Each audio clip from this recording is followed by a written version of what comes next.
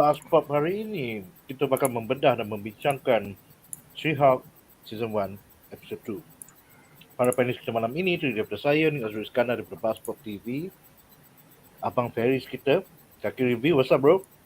Yeah, would you like to listen to some of my haikus for my victims? Yeah. The haikus, For your seven soulmates. For my 7 soulmates, my 7 home. Mati-mati, cibai-cibai. Okay, that's it. So malam ni kau cosplay jadi Emil Blonsky lah pula. Bukan The Hulk lah. Blonsky. Jadi baju koyak ni. 9 minggu apa. Terbaik. Seterusnya daripada Marvel Fanbase Malaysia, Justin Chang. What's up, bro? What's up, everybody? Alright, selamat malam dan let's bedah this episode. Jom. Alright. Dan seterusnya Kaki TV kita, Munif Malik. What's up, bro? How you doing, man? Doing fine, thank you. Hope everyone's doing great too. Let's go. Let's get the show started. Alright. So sebelum kita mula, aku nak minta maaf kepada korang semua. Sorry, malam ni kita start 30 minit lambat pasal KL hujan lebat. And aku terpaksa pergi ke Wan Utama nak bagi hadiah kepada pemenang-pemenang kontes premier Dragon Ball Superhero. So tak sempat nak balik ke Sumanjaya. Drive terlalu lambat. So yeah, that's why kita start 30 minit lambat. Hopefully korang okay. Alright, so dengan itu kita bakal memulakan perbincangan kita malam ini dengan reaksi satu ayat. Alright, so reaksi satu ayat aku terhadap episod kedua. She-Hulk adalah enjin baru nak panas. I mean, aku tengok 4 episod in a row. So aku tak rasa berapa peritnya korang dapat 20 minit seminggu. So aku tak faham yang korang macam asal 20 minit, asal dah habis. But now I think experience menonton 4 episod terus compare dengan 20 minit seminggu dan 20 minit seminggu is different lah. So apakah reaksi para panelis kita? Kita mulakan dengan Munif. Silakan. Is it too slow for you? Okay, for me lah, aku tahu this is an episode of a She-Hulk, so maybe it's weird to say it sekarang. Tapi kalau reaksi satu ayat, jujur aku cakap Marvel is back. For me lah, Marvel is back. Pasal aku rasa kau pun tahu, selama ni aku punya gripe or complain aku pasal Phase 4 ni is aku tak apa suka yang macam cakap lah, Marvel is a very interconnected universe kan. And kita tahu, okay, for various reason, pasal COVID, pasal nak eksperimen, pasal maybe nak take a break kejap. Phase 4 ni tak berapa embrace sangat what makes Marvel great traditionally, iaitu the interconnectedness lah. So bila datang episod She-Hulk ni, dia ada cameo, dia ada reference events daripada previous movie yang kita akan bedah later. Lepas tu dia ada reference karakter yang tak muncul lagi. Lepas tu dia pun for the past and present. For the future pula dia set up maybe akan ada future movies pun yang boleh di set up daripada this particular episode ni kan. So senang cerita, macam cakap lah, aku faham it's a random episode untuk cakap Marvel is back. Tapi bagi aku, this is what I miss about Marvel. Sebab referencing old movies, continuity, setting up new movies, introducing new characters, cameo existing characters. So Marvel punya style bersatu kita teguh. Itu dia punya strength. Dari dulu itu dia punya charm, tu attraction. So nampak dalam this episode of She-Hulk tu kata Marvel is back lah. We're back to that formula and I cannot wait for what's next. Itulah. Yes. Korang akan faham nanti apa maksud aku bahawa siri ni is very interconnected with the Marvel Universe. Setiap episod ada je macam, yang minggu lepas selepas Avengers Endgame. So yang ni selepas Shang-Chi kan. So setiap episod dia ada macam milestone. Kau macam, ni dia dalam timeline. So seterusnya, silakan Faris. Guess who's back? Back again. Marvel back again. I'm very happy with the episode. Like I said last week, I really need to see more of Jennifer Walters as a person. And I got it lah, now we see the family there. And just like ni cakap lah, enjin baru nak panas. As far as the interconnecting thing, yes, there are a lot of, how should I say, Easter eggs apa semua. but we'll talk about that later. But what I like is we get to know more about the characters. I got what I got. I'm very happy with this episode. But there's still a lot to come. Justin hilang. Tu je. Alright. Seterusnya silakan Justin. Okay, so She-Hulk Attorney for Hire. Tiba-tiba tukar pula dia punya title kan, She-Hulk Attorney at Law, She-Hulk Attorney for Hire. So this episode was for me, reaksi satu ayat bagi aku ialah wow, suddenly the title change, everything pun macam tiba-tiba it has a different tone and feel to it. But like what Munif and Ferry says, Marvel is back big time lah, because we can finally see the interconnectedness of everything kan, sebab banyak banyak cameos yang keluar. So ada cameo here for previous characters and all that kan. So I was surprised to see Abomination begitu awal.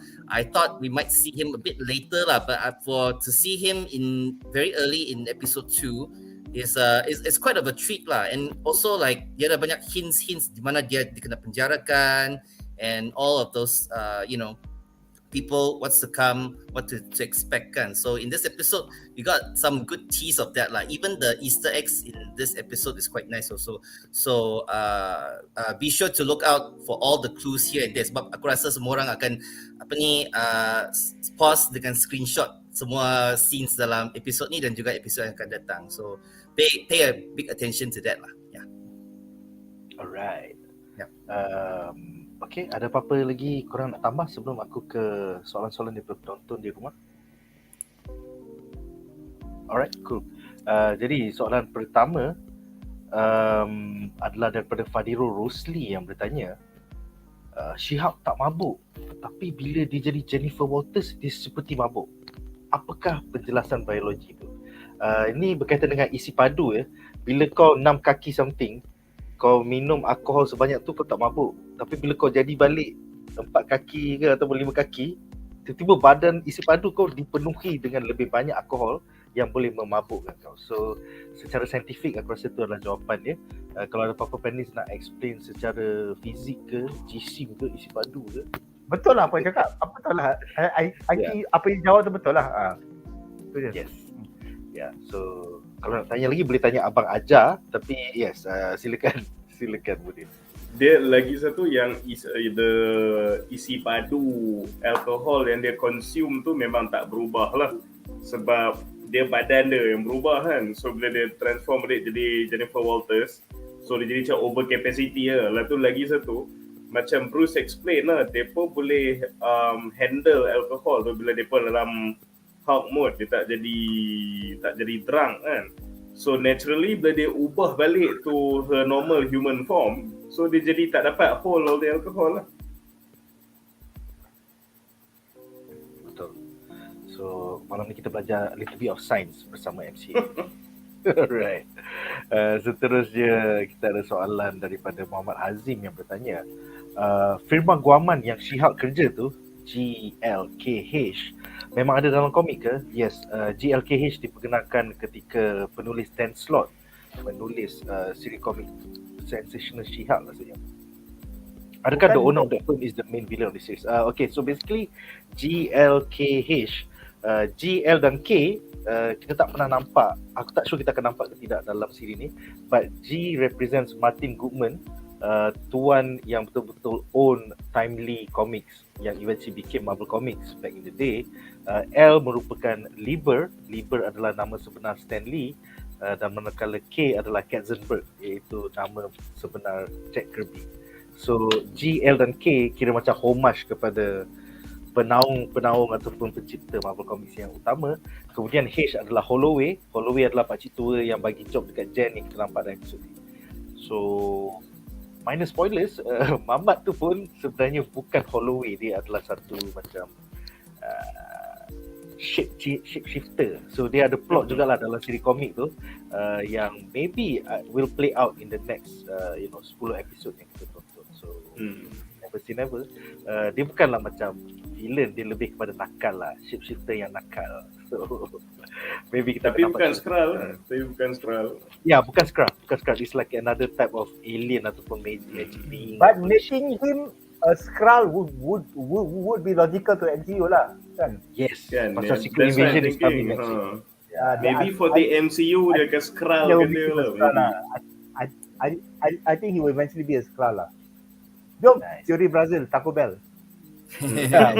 Boleh. Alright, seterusnya Fadil Rosli bertanya, Bro Hadi tak join ke? Tak, Hadi basically dia cover siri House of the Dragon setiap hari Selasa. So kalau korang nak tonton Hadi, join kami esok di mana kami bakal membedah siri House of the Dragon episod 2. Seterusnya Farid Suhaimi bertanya, tak sabar what's coming next. Scene website yang Jen buka tu penuh easter egg, man. Yeah, BuzzFeed dalam MCU ni penuh easter egg. Kita akan bincangkan dalam segmen kita yang pertama selepas ini. So, sama-sama kita nantikan. Alright, dan kita ada beberapa komen lagi. Arif mengatakan, so far Disney Plus bukan macam TV series biasa. Macam tengok anime. Kinda. Ya, dalam episod ni pun kita ada 12 dalam season ni kita ada 12 episod. Aku rasa ya macam dia potong-potong macam tu. Kemudian Rizwan bertanya, location office GLK&H tu dekat mana? I'm not really sure. Korang tahu tak? Macam Los Angeles kan? Oh ya, LA. Ya, Los Angeles. Yeah, it looks LA. Pelik, Miss Marvel dekat New Jersey. So DODC ni kat mana? Oh, jap. Ya, Munif. Silakan Munif.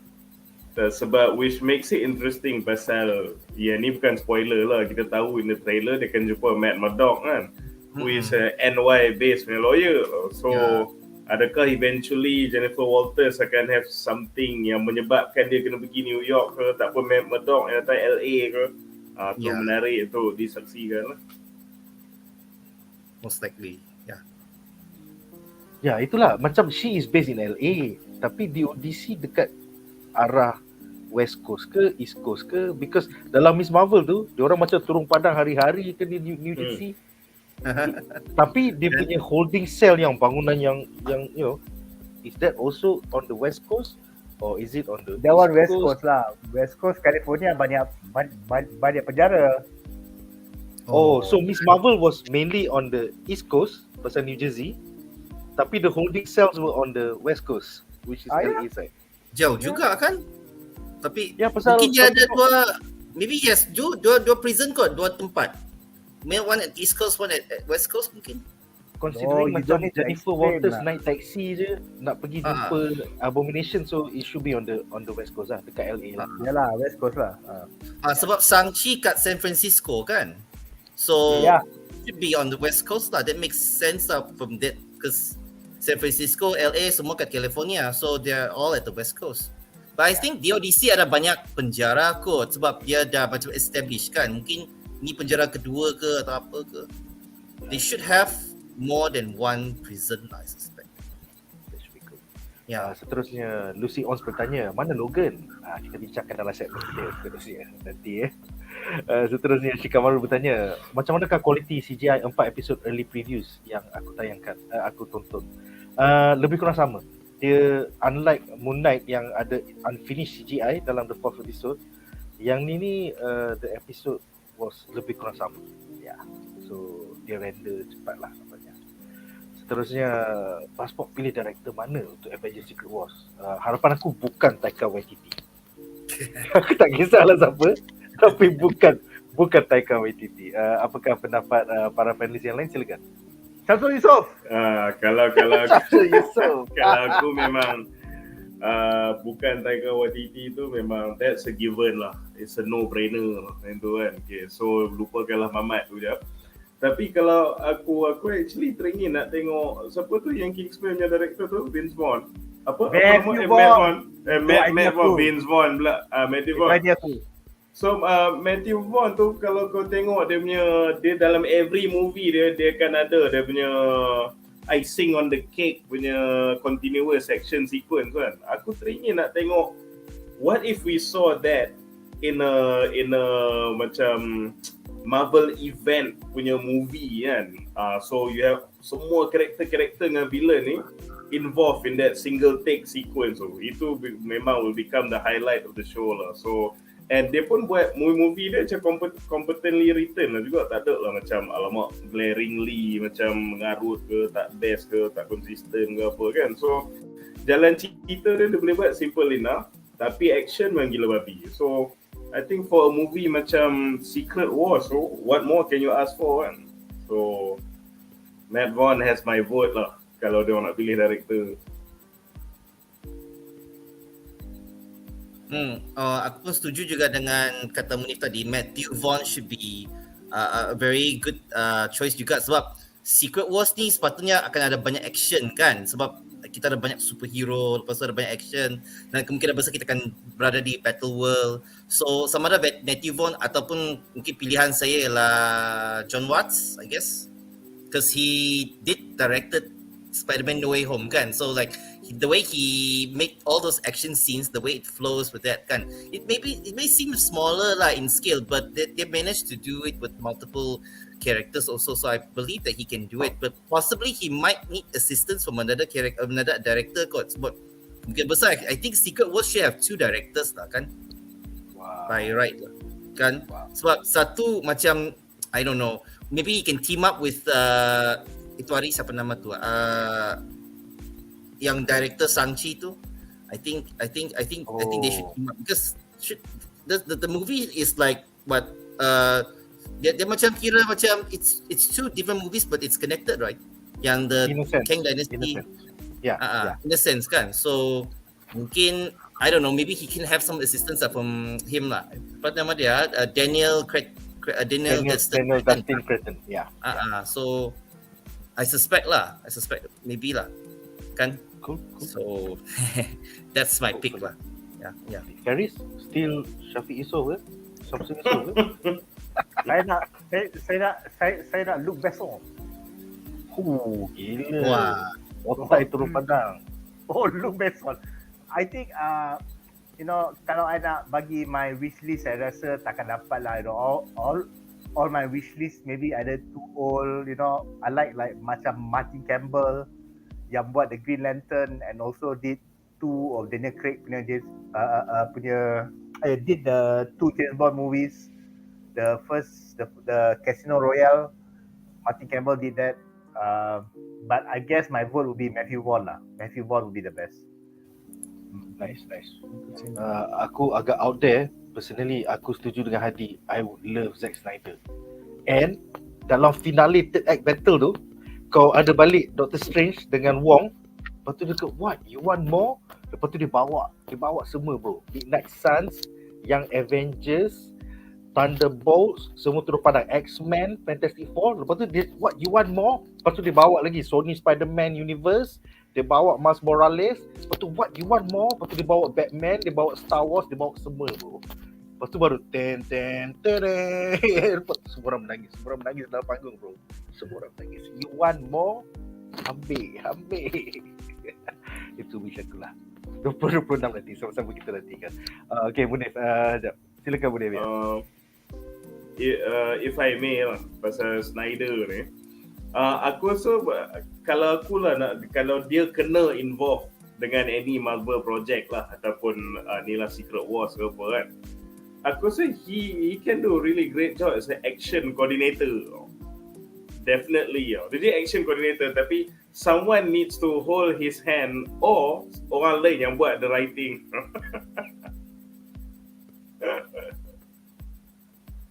Actually ada 2-3 penonton juga cakap yang sama. At the end of the day, tulisan tu betul penting, skrip tu penting.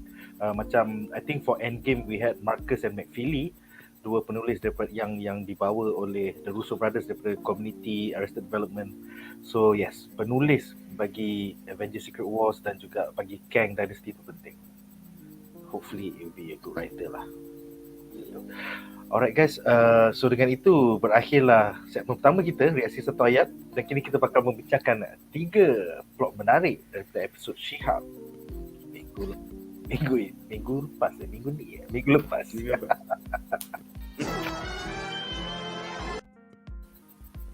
Alright, so kita punya segmen pertama adalah tentang Easter eggs, Wolverine dan Tiamut. So dalam segmen ni aku ada 3 soalan. Soalan pertama adalah untuk Munif.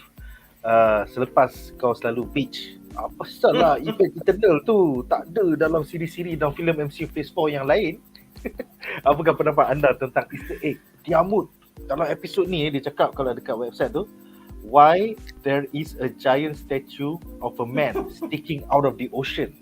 So silakan Munif. Akhirnya ada penambungan. Akhirnya dia sebenarnya aku sangat happy. Aku tahu benda ni kecil tapi aku sangat happy dengan benda ni on two levels Macam aku cakap tadi, aku dah sebut Phase 4 ni dia banyak pasal experimentation and maybe dia pun take a break daripada continuity kejap lah kan, which aku faham. But macam aku cakap, at the end of the day, what we love about Marvel tu is pasal dia punya interconnectivity kan. So aku tak nak lah ungkit about the past. Dia dah ada sekarang, dia dah start to bring back the different movies and events untuk dia relate balik. So aku memang dah, situ dah happy, level 1. Yang level 2 pula, kau kena ingat Phase 4 ni dah lah macam, again, dia tak celebrate that interconnectedness tu sangat. Malah, bila datang Thor Love and Thunder, dia badutkan lagi continuity tu. So, kau tengoklah the Celestials jadi apa lah movie ni. So at least macam sekarang ni dia nampak macam dia dah ambil serius somewhat lah, keluar dalam berita lah. Dia jadi macam something macam enigmatic lah. Kenapa? Betul lah, macam ada mountain size dude dekat terpacak keluar dari laut kan. So that should be news now. People should be talking about it kan. So aku memang suka gila yang menerusi She-Hulk ni. Kita start embrace balik what make Marvel great now. So maybe sebab kita pun dah nak moving towards the end of Phase 4. So that experimental punya phase, so that cuti lah aku anggap, that holiday untuk the Marvel guys ni macam dah nak habis sekejap kan. So moving into Phase 5, ya aku rasa memang dia akan lagi kembalikan that interconnectedness. So tidbits macam ni is dia macam massage kita towards that lah, which I like lah. So dia buatkan macam even series She-Hulk, yes kita faham target market dia siapa, yes kita faham it's a chick flick, yes kita faham it's light-hearted, it's comedy apa semua, tapi they still establish yang but we are in the same universe. And that feeling yang mereka semua berdiri dalam dunia yang sama tu, that's what, again, benda tu lah yang what makes Marvel great lah. So aku memang sangat happy dengan this Tiamut punya reveal ni. Sama ada dia follow up dengan benda ni ke, macam She-Hulk is dia ni lawyer funny stuff, dia tak follow up pun tak apa, tapi acknowledge lah, acknowledge lah kan. So bila dia dah acknowledge tu, okay lah tu macam kita nampak tu pula macam pasal Wolverine tu dia macam nak tease pula. Sekarang dia tease benda yang dah happen, dia acknowledge kejadian lah Eternal, so good lah. But at the same time dia pun nak set up the future pula pasal Wolverine tu semua kan. So macam cakap lah, dia it makes even a funny chick flick comedic relax show macam She-Hulk kan, kau tak hilang all those light-hearted values, but you can do it in a way yang dia jadi penting juga to the overall narrative. So macam why not kan, it's doable, kita tahu doable. So sekarang pun dia dah buat, and bagi aku dia with this alone dah buat aku sangat excited for macam what else is there macam in the show kan. So untuk aku memang ni lah, I'm very happy with this. This is all I ever asked for, because this is what make Marvel great. Nice. Soalan seterusnya adalah untuk Justin, tapi nampak macam Justin menghadapi masalah teknikal. So aku sambung kepada korang lah, siapa yang nak jawab ya. So memandangkan finale Miss Marvel menyentuh sedikit tentang kehadiran mutants ataupun mutation di dalam MCU, adakah Easter egg Wolverine ni another step on the way to the eventual X-Men reboot movie dalam MCU Phase 6 nanti? So Justin, it's your turn. Aku dah tanya soalan dah. Okay. Thank you. Sorry kamera, my webcam, I think I need to change my webcam already. Terpaksa guna handphone pula. Apa soalan dia yang tadi punya, yang Yang kita nampak kan dalam website tu, man fights with metal claws in bar brawl. So adakah ini bermaksud mutant dah wujud dalam MCU Phase 4 ni, cuma tak ada movie? Ya, aku rasa betul lah, mutants dah lama wujud kat MCU, cuma mungkin semua orang tak tahu. So kemungkinan besar, ini teori aku lah, teori Brazil aku lah. Aku rasa Profesor X pakai cerebro untuk tutup mengaburi semua orang punya kesedaran tentang mutants kot. So that's the only explanation lah, because like kalau selama ni ada mutants dan mereka bukannya introduced from the multiverse, but they're in the MCU originally, then the only way that nobody can find out who they are is that Professor X guna cerebro untuk, because cerebro can go through the whole world kan, so kemungkinan besar that's how he cover the tracks of the mutants lah, especially for X-Men lah. Sebab that's the only way, I believe so, because like dah banyak ada teori, tapi semua orang, tapi kadang-kadang kita lupa pula yang power Professor X tu, sebab he's a Omega level mutant and then he has cerebro. That's the only way that he can cover everything. Kalau cakap pasal dunia lain lah, lepas tu ini itu, I think that would be a lot of weird explanation coming in, and then we do kind of expect the mutants might make an appearance in Secret Wars lah. So kalau maybe one or two mutants from the X-Men or anybody, or maybe from the Brotherhood of Mutants, that would be nice. But I think this is a giant tease lah, because kita dah nampak ada hinting of kita nampak Professor X in Multiverse of Madness. Kita dah dengar theme song from the X-Men theme song, animated theme song from the tease in Miss Marvel, and then Miss Marvel could also possibly be a mutant. So this is like Kevin Feige's way of taburi breadcrumbs all over MCU, especially in Phase 4, so that it will prepare us for Phase 5 and Phase 6 lah.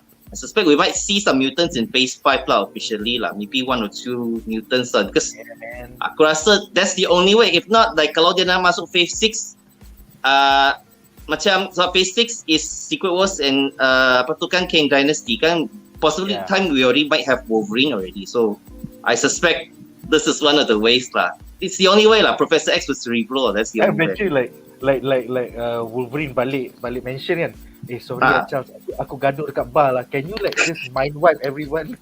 Papi lah Wolverine lah. Okay, so ada bonus question Rizwan Mustafa bertanya, does it mean this bar fight berkaitan dengan the Princess Bar in Madripoor that we saw in Fatwa, remember Falcon and Winter Soldier? Tadi sikit-sikit, so yeah, what do you think? I think they might have connection because Wolverine he's also one of the owners of the Princess Bar kan, kata siapa saya. So if suppose I mean like there could be some, it's a nice tease lah for his presence. We just don't know how Wolverine will be portrayed in the MCU kan. Will he be a younger looking one, or how old is he? Is he like 100 something years old kan, as in the comics kan? So you know, it's a nice tease and a nice Easter egg lah. Tapi aku kata it's a 50-50 chance lah. Susah nak cakap lah. But it's something to bookmark lah for next time lah, kan? Definitely. Silakan. Aku rasa that bar fight tu, aku assume lah it's just some random bar lah. Sebab bagi aku lah, kalau some super powered fight jadi dekat Madripoor kan, it won't make the news. Ya, betul. Rasa kan. It could be a Canadian bar, I suspect. Maybe a bar in Canada kot. Sebab Wolverine from Canada kan. Betul. Lepas tu kita tahu macam things on Madripoor tu macam dia lawless nation kan, very shady apa semua kan. So kalau ada berita nak keluar dari Madripoor, it's not gonna be bar fight, so it's gonna be something worse.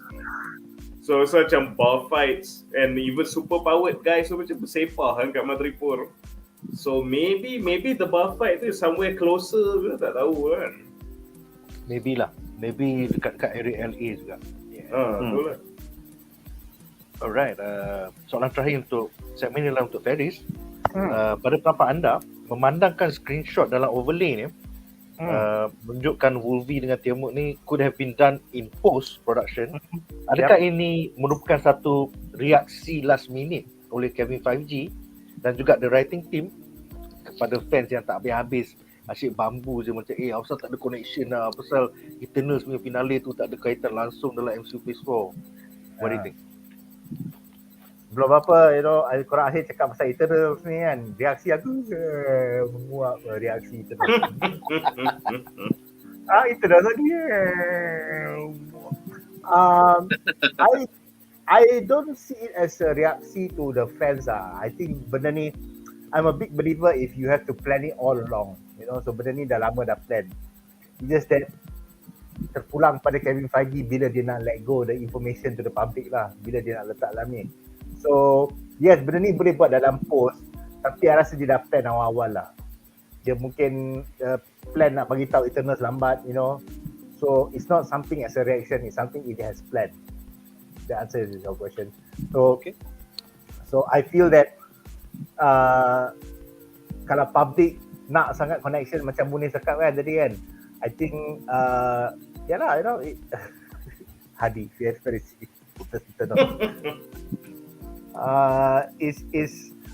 is something that Kevin Feige tetap akan bagi sikit demi sikit. It's a matter of what he wants to give and what he doesn't want to give. Is we have to only time will tell lah. Okay, aku rasa lepas episod She-Hulk ni, I look forward to more connectivity dalam siri Echo tahun depan, dalam Secret Invasion, dalam Iron Heart, Daredevil, biarlah lagi connected, MCU Phase 5 nanti, lebih daripada MCU Phase 4. Alright, so sekejap, Hadi ada cakap Nick dengan Justin, film MCU apa yang paling tak disukai? Kata Marvel lah, kau suka sangat tu. Aku tak tahu. Bagi saya aku suka semua je. That's why I'm an MCU fan. Kalau berapa buruk pun aku pun terima juga. Cool. Alright, so kita ada 5 komen menarik. Pertama daripada Fadirul Rosli. Adakah kemalangan yang kita nampak dalam episod 1 terjadi kerana ia dirancang oleh Bruce? Aku rasa tak. Pasal dia dah buat gamma suppressor tu. Lepas tu dia memang nak pergi melancong dengan saudara dia pun. So dia tak ada plan yang tiba-tiba dia nak accident terbagi darah kepada Jennifer. You see, dalam versi komik, it was a conscious choice daripada Bruce Banner untuk menyelamatkan anak dia punya saudara. Pasal hospital tak ada darah yang sama genetik atau something like that, sama type. Tapi dalam versi MCU, it was not a conscious choice. Macam Bruce Banner takkan sengaja nak bagi dia punya darah kepada saudara dia. So it was an accident. So itu kelainan utama antara komik dengan MCU lah. Berapa korang? Do you think this was planned all along? I don't Bruce. Silakan. I don't think so lah. Kalau kau nak kalau nak cakap it was not planned all along, is a very the English word is a very cop out way lah to do. Kan, Munir? Kalau benda tu dirancang, it's a very cop out way lah. This one, the one we have now, is a much better version. So bukan dirancang tadi Rol, bukan dirancang. Kan. Kalau dirancang dia bukan kemalangan dah. It's so lame kalau macam it was me all along kan. Tapi it happened, the sequence of events for it to happen tu completely accidental. Tapi tiba-tiba kononnya I have planned all along. Macam janganlah buat macam tu, tak ke. Itulah kan. Hadi marah aku ejek filem kan dia. Kata Marvel lah. Kata Marvel, dia kan fan Brie Larson nombor 1 dalam BuzzPOP. Oh, Brie Larson is overrated. Gila. Oh my god. Kena bakar. Nanti Hadi Choi kan, tiba-tiba dia marah pasal dia Choi tiba-tiba. Okey, seterusnya Muhammad Azim berkata, apakah story tentang World War Hulk? Saya tak baca komik. Siapa-siapa yang baca komik nak explain? Okey, silakan.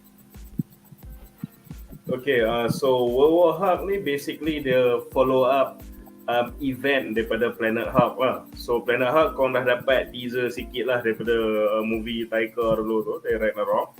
So dia memang basically Mr. Fantastic, Iron Man semua ni decide to campak Hulk into a spaceship and just dia pun mula Mr. Fantastic dah set coordinate untuk hantar dia ke satu planet yang dia determine dah ada kehidupan semua, and Hulk boleh hidup dengan aman kat situ lah.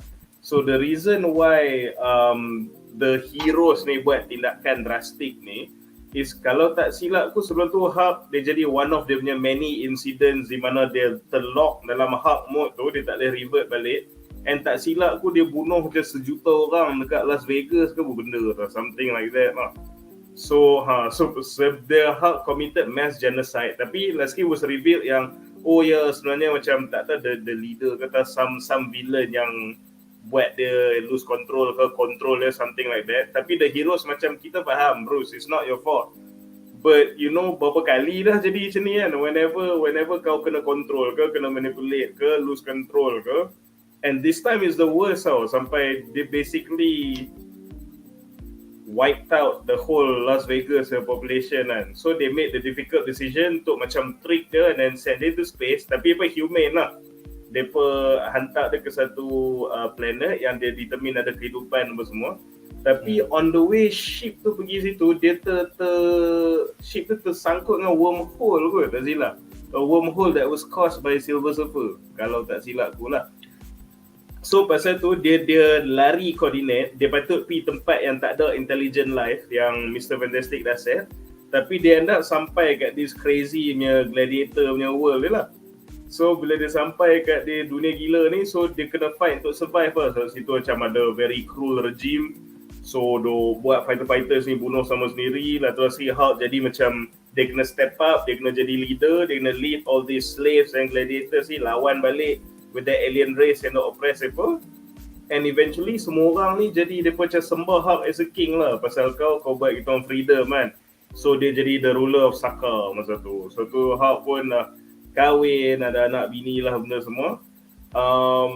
Lepas tu then tragedy happen, yang spaceship yang Reed Richards guna untuk hantar Hulk pergi situ, benda tu dia pun macam simpan dekat dia punya koloni lah, spaceship tu kan, sebab ni tinggalan dia punya last memory from Earth kan. Lepas tu dia spaceship tu self-destruct, meletup, mati lah. Dia punya follower, bandar dia memang meletup, musnah, bini dia mati jadi debu. So kenapa yang World War Hulk ni jadi this one big Avengers event ni, pasal Hulk dengan dia punya remaining, dia punya force gladiator, alien-alien yang kuat-kuat ni semua yang dah bernaung bawah dia ni, ramai-ramai naik spaceship pergi balik ke Earth. Dia balas dendam dekat Doctor Strange, dekat Reed Richards, dekat Iron Man, the mastermind yang hantar dia pergi ke planet tu. Illuminati lah. Dia lawan Illuminati lah maksudnya. Dia basically Illuminati lah. So macam mula-mula dia faham, dia marah, tapi eventually dia faham, okay, betul aku banyak buat kerosakan kat bumi. So dia nak hidup aman sini. Dia macam bagi dia harapan lah, kau dah orang dah leave me alone, aku ada anak bini pun semua, suddenly the past akan selalu catch up balik dengan aku. Dia semua benda ni hilang, aku tak boleh happy kan. So dia jadi gila, dia buat army dia pergi serang Earth. So faham lah Hulk ni, aku rasa World War Hulk is the best example of tunjuk Hulk punya power level. Dia kata makin dia marah makin kuat kan. So ni bayangkan pengikut dia, unborn baby dia dengan bini dia mati. So kau rasa Hulk punya power level jadi macam mana? So masa dia datang, semua Black Bolt kena tapau, Doctor Strange sampai desperate, dia bagi badan dia kena possess dengan Zom tau, a known demon. Dia pergi gabung dengan demon tu saat lawan Hulk pun kalah agak. Hulkbuster lama pun jahanam juga. Black Bolt dulu pernah dia guna Scream, dia incapacitate Hulk dalam, tak ingat first time dia perlawan dulu. Tapi kali ni sebab anak bini mati, dia punya lah marah, Black Bolt punya Scream tu dia berjaya injuredkan dia, tapi kali ni dia tak tumbang tau. Bayangkan dia boleh withstand Black Bolt punya blast kan. So yang best World War Hulk ni, dia jadi macam mana kalau Crazy Hulk jadi villain tau. So dia datang, dia control satu New York tu, dia buatnya barrier apa semua, tu macam dia beat all these heroes apa semua. Lepas tu best lah, banyak dia macam lawan dengan Ghost Rider, dia lawan dengan Sentry, dia lawan dengan macam-macam lah, dia lawan dengan all of X-Men lah apa semua. So kenapa semua orang sangat excited pasal World War Hulk tu, pasal it's not just a Hulk punya movie. it's an Avengers level event. Cuma villain dia is Hulk yang dah hilang akal ni dengan pengikut dia dari SAKAAR tu. So please.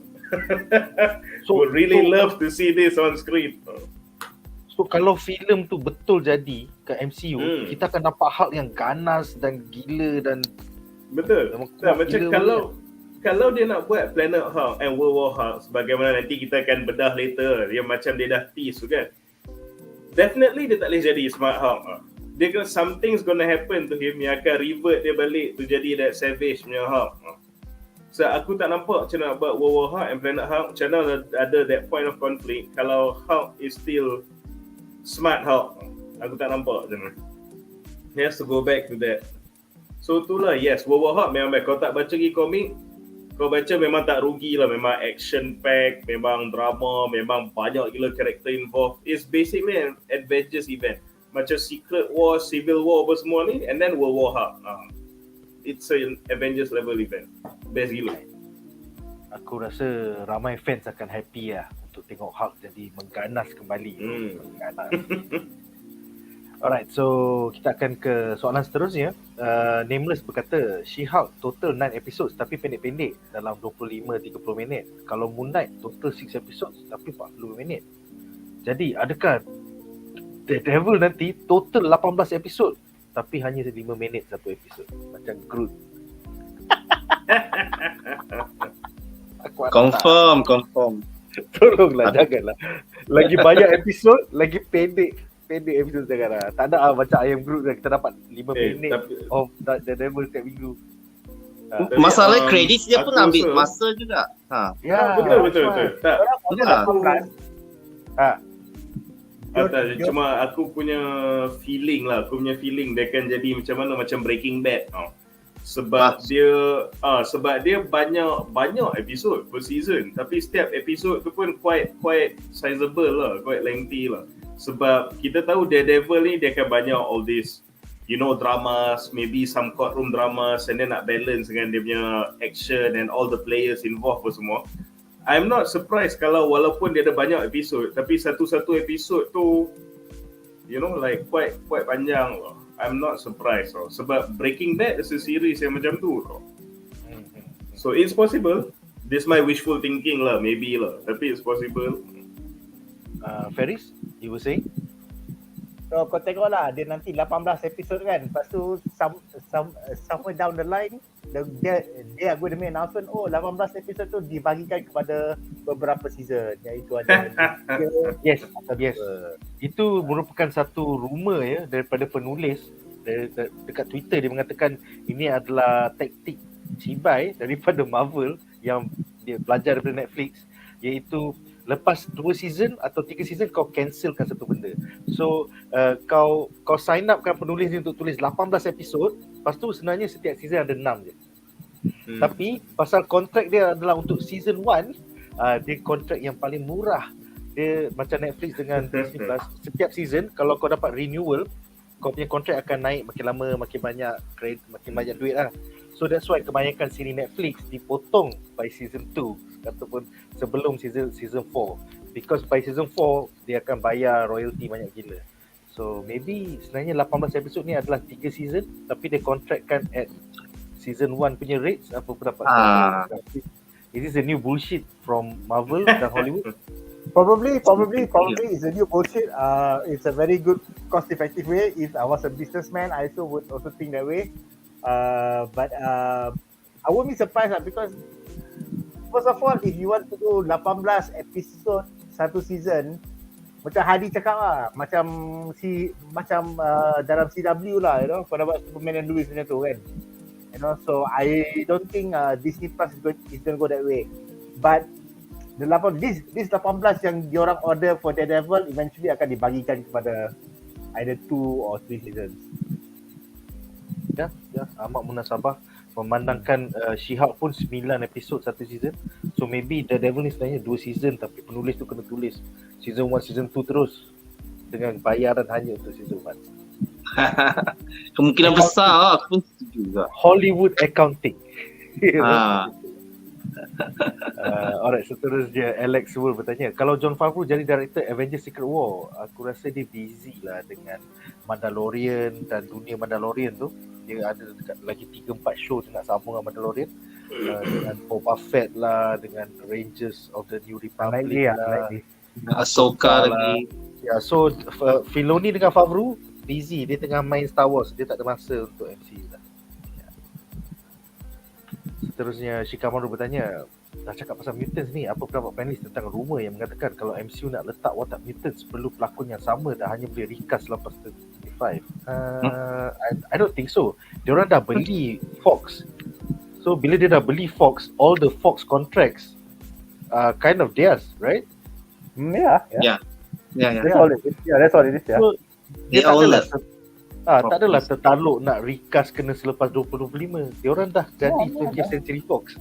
So aku rasa ni laman mana ni? Laman Palatau ke, Variety ke, ataupun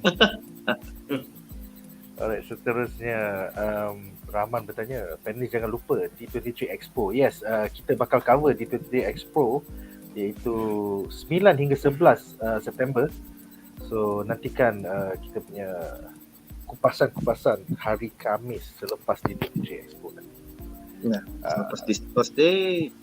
Ya, kemudian Muhammad Hazim bertanya, adakah siri She-Hulk ini akan tunjuk timeline Eternals lebih awal dari Shang-Chi? I guess so. Pasal episod kedua ni berlaku ketika Shang-Chi.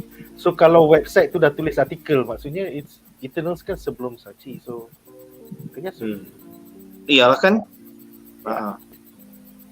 Alright, kemudian second last question, Ipon bertanya, She-Hulk ni dalam kategori street level ke? Actually tak. She is an Avengers level, macam dalam komik, di Marvel Comics sekarang, dalam Avengers, She-Hulk is a member. And She-Hulk pernah menjadi member dalam Fantastic Four. Banyak lagi tips. So A-Force. Silakan. Dia actually sebab tu yang interesting karakter She-Hulk ni, sebab dia macam ada duality lah pada watak dia. On one hand memang dia deal dengan, kalau dia kata street level punya stuff lah, sebab dia ni kan, dia lawyer lah apa semua kan. Tapi at the same time bila dia nak, sebab power level dia kan, so bila dia throw down bila lawan Thanos ke apa benda ke, dia pun nanti ada sekali in the mix kan. So macam big punya Avengers event tu selalunya memang akan nampak ada She-Hulk sekali join tu. Tapi dalam dia punya serialization dalam series lah, dia kan deal lah dengan this very grounded, bukanlah grounded sangat, dia je court cases yang melibatkan heroes apa semua. Tapi bila time bertumbukan Thanos dia pun tiada kat itu. So dia ada this duality tu dia punya karakter lah. Yang coolnya adalah dia still Jennifer Walters. So yang dalam versi Avengers di Marvel Comics for the past I think 3 hingga 5 tahun, initially dia start sebagai versi Savage She-Hulk tapi sekarang dah versi Smart She-Hulk. Macam tu lah. Alright, so soalan terakhir untuk segmen ini, ada kemungkinan tak Iron Fist muncul dalam She-Hulk? Tak payahlah. Aku rasa mungkin dia yang kena recast tu. Dia yang kena recast. Ya. Itulah. Iron Fist, move on, cepat. Betul. Macam Justin cakap lah, kalau nak ada kena recast. Yes, man. Kalau nak ada, sebab Danny Rand tu macam kau kena tahu Iron Fist is a guy yang kalau hand to hand is the most deadliest in the world tau.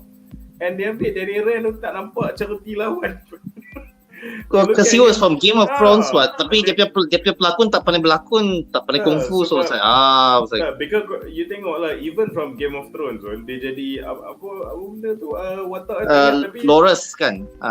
Dia pun jadi macam mat jambu kan dalam tu. Itulah. But in the books he was supposed to be very cool very big fighter in the TV show he was more like I don't really want to fight, I just want to fuck around lah, macam lawan apa semua kan. And somehow dalam bila as Danny Rand dia macam aku tak tahulah, dia macam continuation from that nampak macam ponen macam tak boleh lawan kan. I don't know lah, macam sayang lah because he's supposed to be without weapons, dia the most deadliest guy dengan main-main ada. And he killed a fucking dragon now. So tapi macam semua tu macam tak ada dalam Iron Fist the series. Macam very emo and very macam asyik getting his ass kicked. Lepas tu macam masa last season dia tu macam dia guna chi dalam dia punya akimbo punya handgun. So aku macam dah cukup lah tu. Dah ada. Kan? Aduh, susah. Kalau dia nak lawan Shang-Chi mesti menang tu. Betul. Itulah. Oh ya kan. Pasal tadi aku nak add sikit pasal yang apa tu? Daredevil punya episod. Kalau dia buat 18 episod, aku pun setuju jugalah cakap seperti Faris tadi yang pasal like it's possible 18 seasons actually 18 episodes actually 3 seasons in disguise, tapi dia label it one season lah. Tapi adakah mungkin sebabkan Disney Plus dah ada macam plan iklan kan? So is it possible that they might kasih panjang sikit the duration of the episodes ya? Because like mereka dah macam ada, because they are introducing macam advertisement untuk Disney Plus in US lah. So is it possible they might kasih panjang the episode, the duration? So biasanya kalau episod tu panjang dia mesti ada iklan. Kalau tak ada iklan macam orang rasa macam tak berbaloi lah bayar Disney Plus. Because in US dia ada beberapa package Disney Plus yang biasa dengan Disney Plus Premium. That is coming soon lah aku rasa lah. So never say never, maybe it's more than 30 minutes I suspect. Maybe lah, tapi untuk orang yang premium, they would not be watching 30 minutes because there's no ads. Kan? So, be very slow for them. Yeah. Itulah. Alright guys, so dengan itu berakhirlah segmen ini dan kita akan ke vlog menarik kita yang kedua. Alright, so vlog menarik kita yang kedua adalah tentang SAKAAR World War Heart. So dalam segmen ini aku ada 3 soalan. Soalan pertama adalah untuk Munif ya. Apakah pendapat anda tentang Banner Hulk menaiki the SAKAAR Class A Cruiser into deep space? So macam kau dah jawab tadi, is this going to lead to film World War Hulk dalam MCU Phase 6? Do you think it's possible? Pasal dah tak ada Tony, dah tak ada Steve Rogers, adakah still relevan nak buat World War Hulk dalam MCU Phase 6? Dia macam mana, aku punya pendapat lah. Aku rasa sebab kita kena tengok balik dekat Marvel punya line-up of announcement tu lah. Dia memang ada banyak slot yang dia tak isi lagi, tapi tak tahulah, aku rasa slot yang belum diisi tu eventually maybe dekat D23 ni dia akan reveal, tapi maybe semua yang dia akan reveal tu bukan event movies kot. Aku rasa dia akan supporting movies, solo movies yang akan lead to yang dia dah announce. Sebab dia announce bukan one, malah 2 tau, which is Kang Dynasty dengan Secret Wars. So aku tak rasa tiba-tiba macam Kang Dynasty, Secret Wars rupanya disimpan in dalam slot-slot tu, rupanya ada pula World War Hulk in between kan. Aku rasa ni aku punya speculation lah, benda yang dia peti sih akan jadi Planet Hulk lah. Sebab in the grand scheme of things, aku rasa nak shoot Planet Hulk lagi senang daripada nak follow up untuk buat World War Hulk. Sebab kalau Planet Hulk, dia just pergi sana, do dia punya gladiator stuff, overthrow macam regime yang kejam, dia everything still, dia macam dalam orang kata microcosm tau. Dia still within that SAKAAR saja tau. So dia tak jadi continuity issues dengan other stories ke apa benda kan. Tapi kalau somehow yang Planet Hulk tu dia follow up dengan World War Hulk, dia kan, kalau aku imagine kalau aku was in the creative team atau dalam apa yang the Marvel guys yang oversee macam all the storyline kan, macam it is going to be a big mess. Sebab bukanlah mess yang dia orang tak boleh solve, tapi dia dah kena, kita orang tak ada Illuminati, siapa yang akan jadi the guys yang take the blame, yang jadi punca Hulk marah. Lepas tu yang Hulk punya punca marah dia, kenapa kalau kita nampak dalam yang depa setting ni, Hulk dengan rela pergi. Yang dulu dia punca marah kan, sebab yang dulu yang dalam komik dia tak rela, tu yang jadi punca marah dia, dan dia datang balik with the vengeance apa semua tu. So tak tahu sebab and then dia jadi messy lah pasal kau tak ada Illuminati lagi, and then lepas tu bila dia datang balik dia lawan dengan X-Men, lawan dengan Ghost Rider, lawan dengan semua ni, which aku tak rasa dia orang akan set up lagi dalam phase 5 pun. Maybe the revelations or dekat-dekat dengan Secret Wars tu pun ada. So aku nampak kalau dia buat World War Hulk ni, kau bayangkan, bukan kata impossible, tapi kalau aku bayangkan from dia perspektif kan, kau kena go to all the trouble of continuity, characters yang tak ada lagi, nak introduce mutant kena awal, nak introduce Ghost Rider kena awal, kau macam senang cerita banyak kerja just to set up Hulk as a villain. Hulk is a character yang dah established tau. So kau go through all this trouble for someone yang memang kau dah kenal, macam for what? So Itulah. kalau aku being a bit pessimistic about it lah, macam kau go through all this trouble untuk establish this, okay, Hulk. Sebab tu aku faham kalau phase 5 ni dia, kalau dia nak introduce mutant lah, all these new teams, new characters, new concept untuk introduce Kang as a big baddie yang memang so macam wah, barulah grandiose sikit, berbaloi sikit, someone we haven't seen before kan. But I don't think dia akan buat semua benda ni just so it's like hello again, hi kan. So Jadi jahat balik macam masa Ultron punya filem tu. Kan. So macam lah macam kau, you will be repeating the same theme beats, basically, tapi macam bukanlah macam aku is a big fan of World War Hulk, aku nak tengok, tapi kalau kita tengok the logistics of it kan, kau akan tunjuk balik Angry Hulk yang kita pernah tengok, tetapi this time macam Age of Ultron tu dia tak susah nak set up tapi this time World War Hulk with everyone who's supposed to be involved, with the motivation on how to start that saga lagi tu semua, macam dah agak out of place and out of time dah nak buat. So I don't think they'll go to all that trouble for World War Hulk.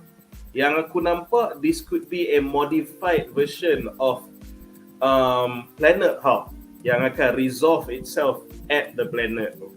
Aku rasa tu. Sebab the fact that they willingly pergi, and then maybe they can resolve some conflict at SAKAAR, and macam dia akan habis itu, aku rasa. So, doing Planet Hulk is a lot easier sebab dia tak ada spill over to Earth and all these characters yang kau set up pun belum. Betul. So, kalau kau tanya personal opinion aku rasa this is setting up a modified Planet Hulk, but I would be really surprised kalau dia orang pergi buat World War Hulk sebab, again, A, susah, B, just to set up who an Angry Hulk yang macam kita dah tengok kan. So kemungkinan besar macam Munif kata, kalau mereka nak buat modified Planet Hulk, and maybe they add some elements from World War Hulk kan, but setting dia kat Planet Hulk, that means that the people who fight Hulk kemungkinan besar ialah Cosmic Avengers lah, ataupun yang macam Guardians ke, or anybody from the space kan. Tapi jangan lupa World War Hulk sekadar spekulasi oleh netizen je. Itulah kan. Kita tak tahu. But Universal Pictures dah bagi rights balik ke sebenarnya? Aku rasa yang tu kita akan bincangkan Abang Feris punya soalan. Abang Feris. Okay. By the way, kalau macam Hadi cakap ni, mungkin World War Hulk akan berada di tengah-tengah antara Kang Dynasty dan Secret Wars. Maksudnya kan, MCU Phase 6 ni penuh dengan malapetaka tu. Kang attack bumi, lepas tu Hulk pula attack bumi, lepas tu ada Secret Wars multiple bumi macam. Lepas ni Kevin Feige terus nak bersara ke? Pasal dia nak hancurkan Marvel terus ke apa? Macam gila babi. Mungkin kemungkinan kan, this is not, maybe this has nothing to do with World War Hulk at all. Maybe Hulk just pergi jemput Nick Fury yang masih lagi off world. Betul? You know, Nick Fury is off world. Possible. Ya, betul. Dia macam aku nak echo apa yang Abang Ferry cakap tu, sebab aku just nak offer different perspective lah. Sebab betul, kita tahu Marvel ni kadang-kadang dia boleh subvert expectations dan boleh jadi this has nothing to do with World War Hulk ataupun Planet Hulk. Tapi so aku start to fikir lah, so kalau bukan World War Hulk, kalau bukan Planet Hulk, apa lagi ada famous instances of macam Hulk involved dengan cosmic things kan. So aku tengok kita kan nanti akan ada, obviously akan ada Fantastic Four. Lepas tu Black Panther 2 dah nak keluar. Lepas tu Hulk is going to space. Kalau aku connecting the dots, aku nampak this could be also setting up the Defenders tau. Maybe lah Silver Surfer, Namor dengan Hulk kan. So kan it could be setting up Defenders as another super team untuk be involved dengan Secret Wars yang ramai-ramai nak menentang Kang nanti lah. Boleh jadi yang tu juga, and it's a lot more simpler to do daripada World War Hulk lah. So either mereka are doing, kalau dia betul pergi ke SAKAAR, dia akan buat a modified Planet Hulk. Kalau the option yang completely nak subvert expectations kita, dia tak ada kaitan pun dengan those Hulk movies tu, maybe dia akan nak set up Defenders.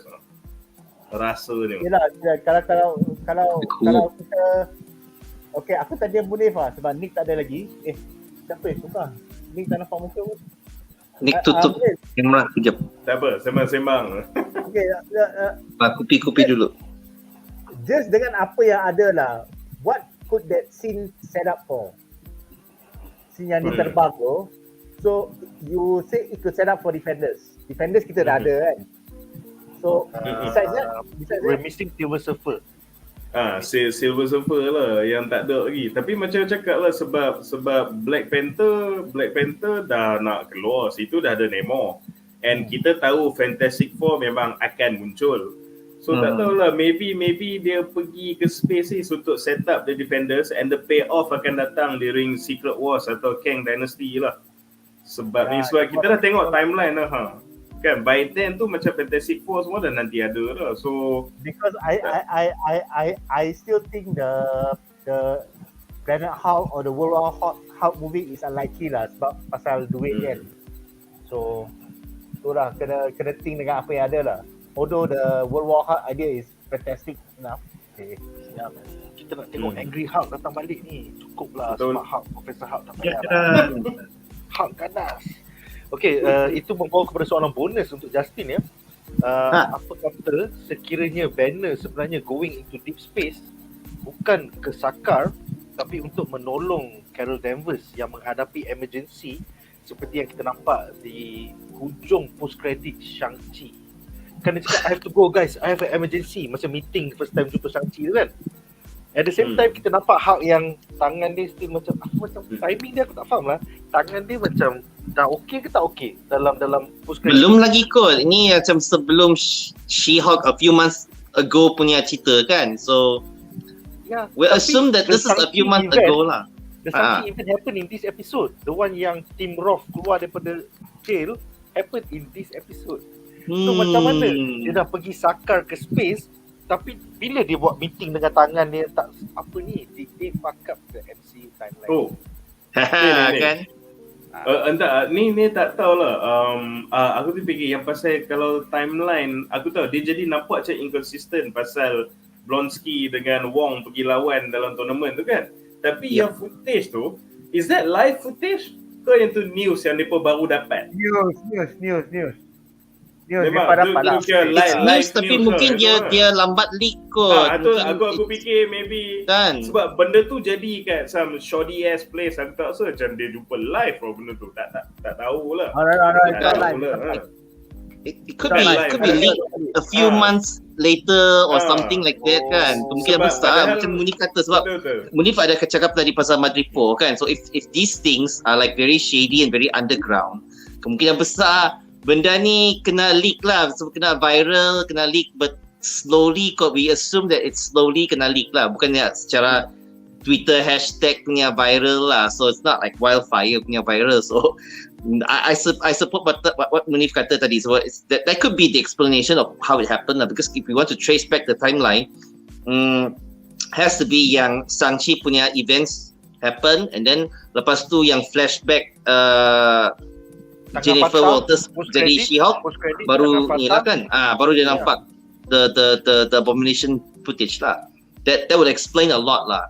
Sebab the news broke out, but news can be broke out anything because any footage could be like anytime previously not necessarily live kan. Tak semestinya live kan. So So this it could be like that because of the how underground that place is. Lagipun yang Sialing punya apa tu?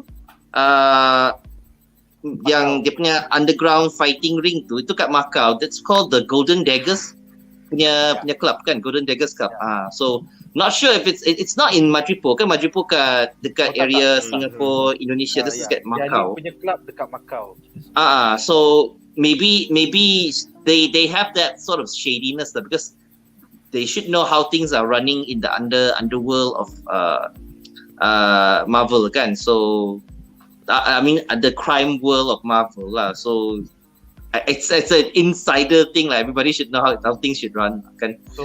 Berkenaan dengan episod soalan tadi kan pasal Carol Danvers tu, I don't know, I feel like it's a stretch, yang dia pergi cari Carol Danvers pula, sebab dia dengan Carol Danvers macam tak close pula kan, walaupun they know each other kan. Dia pun kata I don't have her phone number. Kalau you ingat masa kat yang post credit scene tu, I don't have a phone number, I don't know how to contact her. So I suspect it's a bit of a stretch lah kalau kata dia dengan Carol Danvers ada connection. I think Carol Danvers punya cerita, she's like a bit removed from other characters.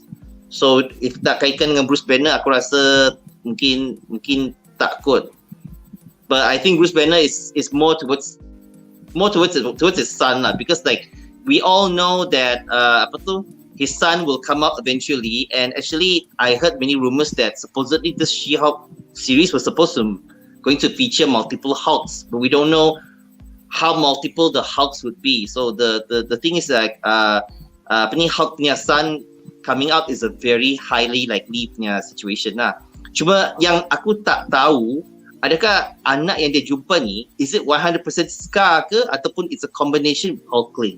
Because kan there's a rumor out there yang Scar ni kemungkinan besar is a combination with Hulkling tau. Walaupun Hulkling is supposed to be he's a prince of a Kree royalty kan, Kree dengan Skrull kan, Skrull royalty dengan Kree. But I don't know lah, there's a possibility lah, because there's a rumor, funny joke yang kata Bruce Banner dengan Wanda Maximoff akan jadi in-laws kot. I don't know if that's gonna happen, but there's a rumor lah. That would be funny lah if that happens. But I don't know, MCU don't expect too much. Jangan harap terlalu besar lah. Jangan taruh harapan terlalu besar lah. But spekulasi. Okay, so soalan terakhir untuk segmen ni adalah untuk Faris ya.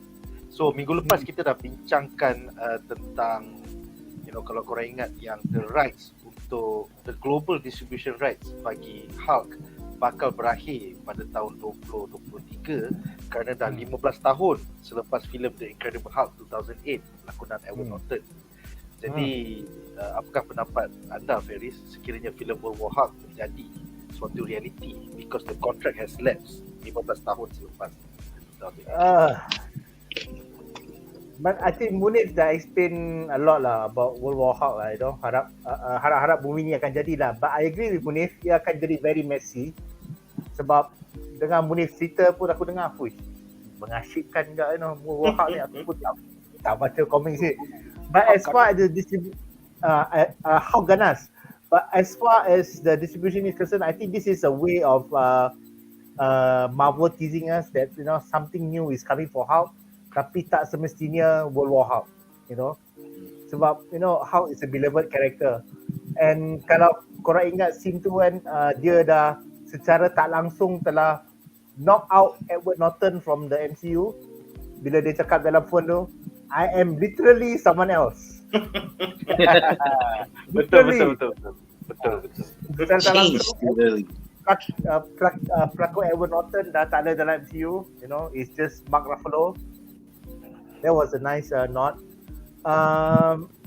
Itulah pasal this distribution rights ni memang pening kepala lah, Kalau betul-betul diorang nak buat Hulk movie, diorang akan buat Hulk movie hanya tayang di Amerika je, worldwide tak ada, Kalau Disney betul-betul nak buat Hulk movie, But I think it's unlikely lah the moment until they sebab Disney dengan Universal ni memang rival kuat gila. Memang takkan kau nak aku nak bagi duit kat kau kot, sewenang-wenangnya.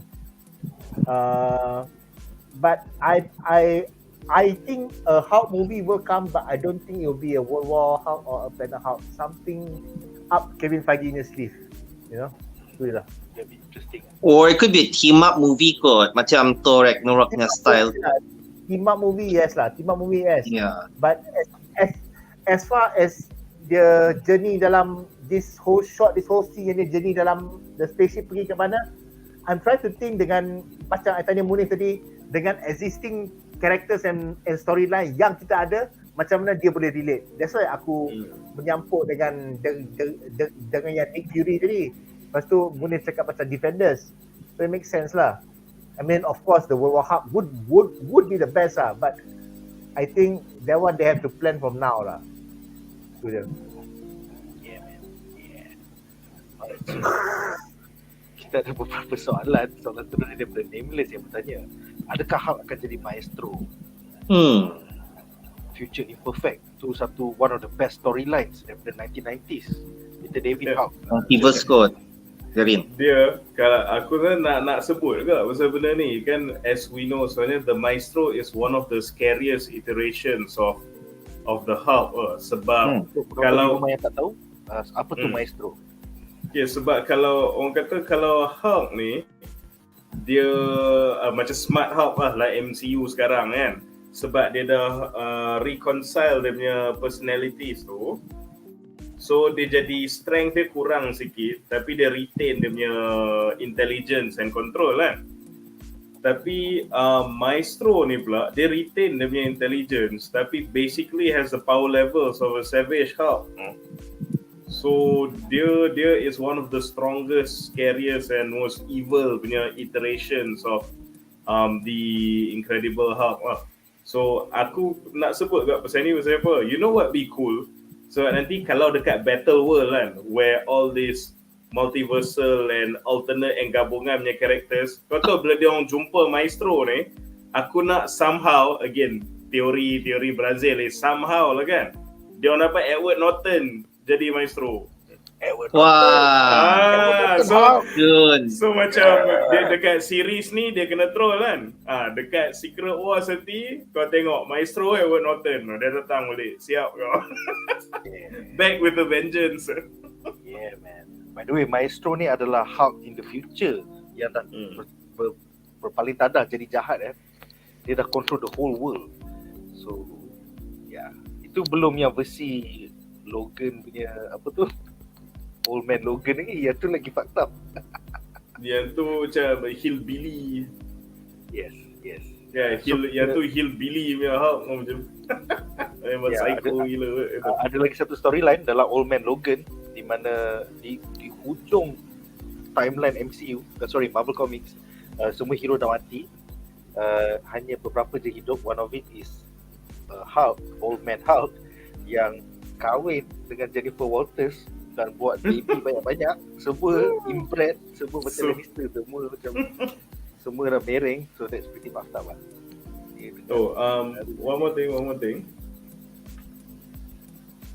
Kalau tak silap aku, kalau yang game Marvel Avengers yang Square Enix tu ada kan Maestro kan dalam dia punya expansion kan.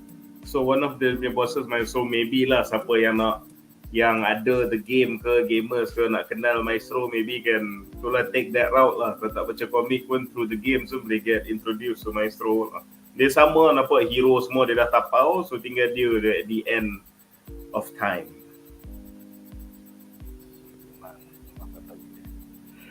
Alright, so soalan terusnya Iqbal Lee, soalan penyimpang, adakah Spider-Man No Way Home extended version memang keluar dekat TGV saja?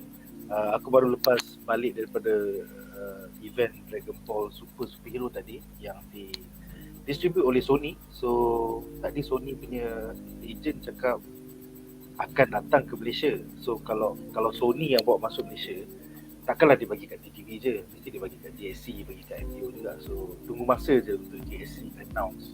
Barang jauh lagi, barang September ni. So nanti hopefully JSC akan announce. Seterusnya Meh bertanya dalam komik Defenders di mana ahli-ahlinya adalah Strange, Hulk, Namor dan juga Silver Surfer, apakah ancaman dan siapakah penjahat?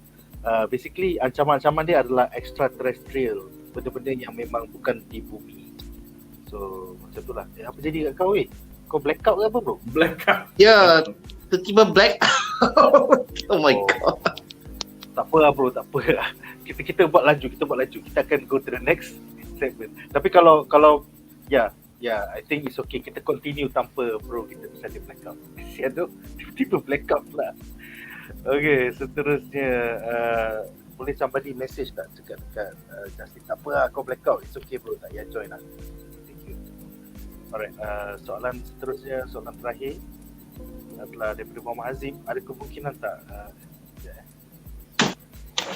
Justin, never mind lah bro, you blackout mah, no need lah, kesian you lah, blackout join live. Teruk kan. Dah balik. Oh my god. Teruk. Okay. Dia macam semua ni, kejap ada kejap tak ada ni. Alah, teruk juga. Okay. Teruskan. Okay, soalan terakhir untuk segmen ni, Muhammad Azim bertanya, ada kemungkinan tak MCU bawa balik Eric Bana dan Edward Norton kembali sebagai Hulk? Tak payahlah. Macam member kita cakap tadi, kalau Maestro. Maestro. Secret Wars tu, Battle World tu ialah pelbagai bumi Jadi pelbagai iterations, betul.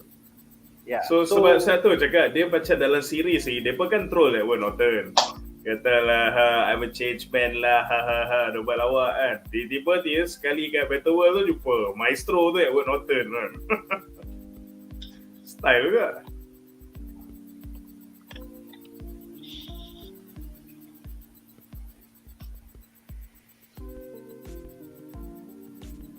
Yes, never say never. Aku rasa kita boleh ada semua pelakon ni ketika Avengers Secret Wars. Pasal multiverse akan berpecah dan bergabung menjadi satu battle world. So anything is possible. Nak panggil Miles Morales pun boleh. Ataupun Craven the Animal Lover. Alright guys. So dengan itu berakhirlah segmen ini dan kita akan ke vlog menarik kita yang ketiga.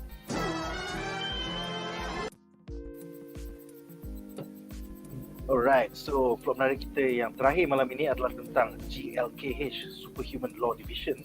Soalan pertama adalah untuk Ferry saya.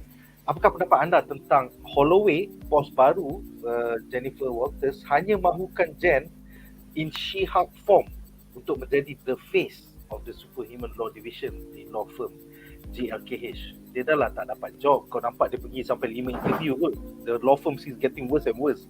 Finally, she is forced to take this role. Apa pendapat kau? Well, first of all dia ikut comics lah kan. Sebab dalam komik pun dia jadi lawyer as dalam She-Hulk form. But I think the bigger message is dia nak sampaikan is Mamat ni jahat sikit lah. Dia prejudice sikit lah. Dia nak certain things to be a certain way. He is not open to other people's opinions. He is so fixed to how the company is supposed to run. So I think they are going to slowly portray Holloway ni sebagai orang yang jahat, but you know, like we speculate tadi, he might be a Skrull. So inilah the beginnings of seorang yang jahat lah. Dia cakap kau kena mesin macam ni, engkau tak boleh macam tu. So I think that's why dia insist yang Jennifer Walters as She-Hulk. So it's the beginnings of seorang yang jahat lah. That's what I feel. But isn't that like a lawyer move? Macam marketing. Kau the Superhuman Law Division. And then kau punya face is the Superhuman. In a way, it's a marketing move. But if you think about it, you know, if I have She-Hulk powers, but I can still represent someone in a human form. Tak seperti in a Hulk form, you know. So it's a bit of a prejudice and biasness that is involved lah, you know. Cara dia cakap pun macam, you know, like a dirty villain kind of way, you know. So ada agenda tersendiri dah dia. Ya, macam kau dah sign kontrak kan, tiba-tiba by the way awak kena jadi She-Hulk je. Jadi She-Hulk. But macam Jennifer Walters terpaksa lah because she needs the job kan, you know. Ya, betul. You can see she was trying everything. She was trying everywhere. Ya. Betul lah. Alright, soalan kedua untuk saya ini adalah untuk Munif ya. Apakah pendapat anda tentang kehadiran Abo in a more laid back human form dalam episod ni. Macam watered down semata-mata untuk lawak je ni. Serta apakah pendapat anda tentang pendedahan bahawa Banner dan Blonsky dah berbaik selepas bertahun-tahun? Okay. First of all, aku ada satu confession nak buat lah. The first time aku dengar pasal haiku ni, masa tu aku main game Ghost of Tsushima. So kau jalan-jalan, kau tiba-tiba macam ada tempat duduk kat tepi air terjun ni, tu kau duduk situ, dia suruh tulis haiku. Lepas tu macam kena pilih all dia macam ayat-ayat macam pelik-pelik, macam deep kan. So aku nak admit sekarang ni, even sampai sekarang, I do not know what in the blue hell is a haiku ni sebenarnya. Siapa-siapa boleh explain dulu tak sebelum aku continue? Dia macam pantun atau syair. There is a certain way to build your haiku. Dia macam suku kata. So like baris pertama ada berapa suku kata, baris kedua kena ada berapa suku kata, and then baris terakhir pun berapa. So you have to build within the restriction of the suku kata. Okay. Itulah. So dia macam pantun, dia macam syair macam itulah.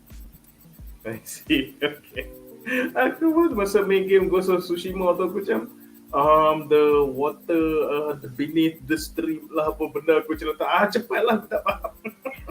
So that's why kau kena kira suku kata tu. So if you fit like 969, so kau kena macam tu lah. Kalau kau salah pilih word, memang terlebih suku kata, then asal haiku aku memang sampah. Dalam game tu dah lah, bila kau dah tulis haiku tu, kau pakai je bandana kat kepala kot. Tak apa benda lah aku tulis. Okay, back to the question. Anyways, rasanya itulah the theme of the show is that, so dia bukannya macam Blonsky je. Kita pun tahu Hulk memang dah kena watered down gila babi. So in a way it's natural juga nampak Blonsky pun gone through the same treatment lah, whether they have withered down with age ke and macam-macam dah jadi in between, and of course dia dah kena persecuted lah, duduk dalam jail apa semua. So aku faham that kita suka all these rampaging psycho characters, tapi kau kena faham juga lah macam the MCU ni dah jalan for more than a decade kan, and within the timeline of the show dalam MCU tu pun it has been lebih kurang macam tu juga. It'd be weird if the characteristics macam didn't go through any change, and it'd be weird yang especially macam Blonsky macam kena castrated apa semua, macam takkan lah macam dia tak mellow down sikit kan. So I am quite okay with that sebab it seems like a natural progression for a person, but at the same time it's not like macam Blonsky tu dia jadi watered down tapi dia jadi completely bodoh tau. Sebab kalau kau tengok dia still ada that bit of menace tau. Macam walaupun dia kata dia dah berubah lah, dia dah apalah, tapi dia tak remorseful tau. Dia actually justify benda-benda yang dia buat kan. Dia kata macam I was ordered by the United States government. Dia is just carrying his orders to go kill someone, the Hulk, who back then for all people know is a threat to national security. Yeah. So macam nampak dia tak remorseful, and dia tak rasa bersalah dengan apa yang dia buat. Cuma dia nampak on the surface nampak macam dia dah watered down, but don't think for a second yang dia tak menacing. Aku rasa macam he has something up his sleeve. Aku rasa lah. So walaupun we get a mellowed down abomination, tapi aku suka macam there's some intrigue to his character tau. Macam dynamic dia dah jadi lain. Kalau dulu dia just this one dimensional angry obsessed man who sanggup become a monster to take out Hulk, but this time he seems more in line, in tune and secure with his powers and what he is, and dia actually guna dia punya humanity to try to get his way around things. So it's not just a mellowing down, but it's an evolution of the character yang aku nampak in the context of ni buat dia jadi agak interesting. Sebab yalah, dia macam dah kena incarcerated, dia nak to be represented by a lawyer semua. Takkanlah nak buat dia macam dulu dia dipecah bangunan tu just escape, macam bosan kan. So dia in captivity, in dia punya human form, tengok macam mana sebenarnya aku dapat rasa macam dia cuba to manipulate things into his favor tau. Which is bagi aku makes the character a lot richer, a lot cooler lah. Sebab it's not just not just a dumb muscle. Dia pun macam ada otak agak. Dia ni pun sebenarnya banyak agak akal kan. So tak tahulah, to me it's not just watered down. It's an evolution that I find interesting and suited with the times and dia punya current condition ni lah. Tapi aku pun berharap somewhere down the line kita can hopefully tengok macam his buttons like get push or dia punya scheme tu tak jadi ke, or tengok that psycho is still in there. Dia mengamuk dulu kan bila I think it's very important pasal aku tak boleh reconcile Emil Blonsky yang boleh tulis haiku ni dengan versi ganas yang kita mungkin nampak di penghujung MCU Phase 5 iaitu dalam Thunderbolts. Kalau dia jadi takkanlah dalam Thunderbolts dia still nak tulis haiku. Tak boleh sebab tu dia the same, dia actually Abomination tu cakap the funny and cool thing is they memang do mirror what Hulk is going through jugalah to a certain extent, sebab dia dua-dua dah so to speak mellowed down. Tapi kalau Hulk is being set up for Planet Hulk atau Defenders, he definitely needs to get back to that savage Hulk mode again. Lepas tu Blonsky pun kalau most likely dia akan recruited into the Thunderbolts, then dia definitely gonna go back to the savage punya abo again. So aku rasa the cerita pasal these two non-male Hulk sekarang ni tak habis lagi ni, the evolution in the characters tau. They maybe sekarang ni dua-dua tengah find peace, but something they will be met with a crossroads yang akan menyebabkan mereka kena decide untuk embrace that feral side of themselves again.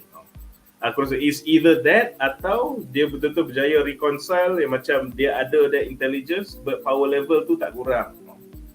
Maybe something like that lah, reconciliation atau finding themselves again ke, they have to then find peace again out of a relapse kan, maybe lah. Tak tahulah, tapi bagi aku it's too soon. Aku faham. Kadang-kadang orang tak suka tengok Hulk mellowed down, Abomination mellowed down. Tapi because we know what they're trying to set up in the future, aku rasa there are still a few twist and turns to the evolution of Smart Hulk and mellowed down Abomination punya karakter ni. I have a feeling. And even kalau korang tengok dari design dia orang pun, Smart Hulk dah nampak lain daripada the first Hulk. Apo dah nampak lain from that film. So dia orang dah evolve dari segi luaran dan juga dari segi dalaman. So hopefully by phase 5, phase 6 dia orang akan evolve lagi jadi si ganas. Alright, so by the way, untuk menjawab soalan Munif tadi, Kudo menjawab haiku ni kena ada 3 baris. Then total syllables dia 17. So rangkap pertama dan ketiga kena ada 5 syllables dan second rangkap ada 7. So 5, 7, 5. Contohnya, saya nak makan tapi mana kedai, laparlah saya. Sedih ni, cerita dalam 3 baris tapi sedih bro, lapar. Grab mana bro? Grab. Hello. Grab. Tapi maksud dia dah ada kat sana. Ya, macam tu lah. Itulah haiku oleh Kudo. Thank you. Alright. Soalan terakhir untuk segmen ini adalah untuk Justin ya. Apakah pendapat anda tentang the Shang-Chi Macau cage fight ending that places the She-Hulk episode after the Shang-Chi film? Dan kenapakah Wong curi abo daripada DODC? Adakah Wong ni sebenarnya Sorcerer Supreme yang committing a crime? Silakan. Aku rasa yang tadi kita dah jawab sikit kan pasal tu timeline yang tadi. So I think yang tu aku tak mau cakap sudah lah. So aku rasa kita Shang-Chi punya timeline ni memang after Eternals but also before She-Hulk. So itulah dia punya connective tissue dia lah. And I believe that untuk Wong, aku rasa sebab Wong ni kan selalu dia macam tidak cukup duit, dia nak beli makanan pun tak cukup duit kan. Kadang-kadang dia nak minta belanja pula dengan Doctor Strange. So I feel like this is one of his orang kata side hustle lah, cara dia buat duit kan. So also maybe for himself and also possibly for the sanctum, because they need to pay bills kan or something, unless they can conjure up money to pay bills lah. That's another possibility lah. Although I'm not so sure whether dia punya morality punya pegangan morality dia terletak ke mana. Mungkin Wong punya cara ialah he feels like he will justify by making money through fighting lah, sebab Kamatash punya prinsip ni ialah untuk protect and to protect the earth kan. So fighting is one of the skills that's needed. So like aku rasa dia mungkin bagi dia tak break any laws lah, even the laws of Kamatash lah, sebab dia pergi fighting a super villain pun, cuma dia buat dengan cara yang dia boleh dapat duit lah. Maybe that's why he does the cage fighting lah. Only I'm not so sure macam mana dia boleh terpilih Abomination pula. Out of all the people, kenapa dia pilih Abomination? Adakah mereka pernah ada, maybe they had a meet cute somewhere or something, or maybe I don't know. Adakah Kan pentel? Itu mungkin juga kan. Mungkin dia besar pentel dia. Ataupun dia catfish.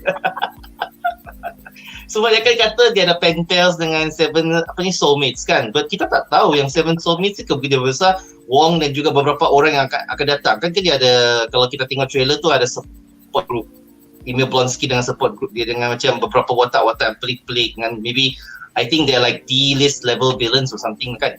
So those could be the people that he refers to, but I think the real 7 soulmates are possibly the Thunderbolts lah. Sebab dia kata mereka ada beli tanah, lepas tu kalau siapa pula yang bayar GLK&H ni untuk kasih represent Emil Blonsky dalam pembicaraan ni, sebab aku rasa Vel yang bagi duit pun.